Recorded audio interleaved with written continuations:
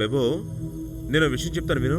మనం exchange project చేస్తూ ఉన్నాం కదా, అది ఫైనల్ స్టేజ్కి వచ్చేస్తుంది. నువ్వు డబ్బుని ఎక్కడి నుంచి సర్దుబాటు చేయగలవు?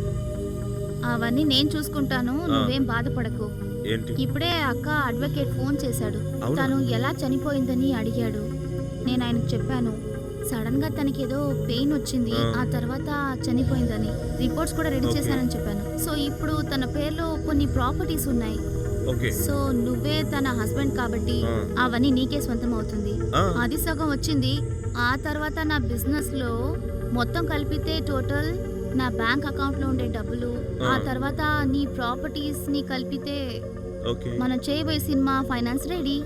Very nice, I like it. By the way, exchange project గురించి ఏమున్నాయంటే, ఈ స్క్రిప్ట్ వర్క్ మొత్తం నేను ఫినిష్ చేశాను. ఇకపై దీంతో నాకు పని లేదు.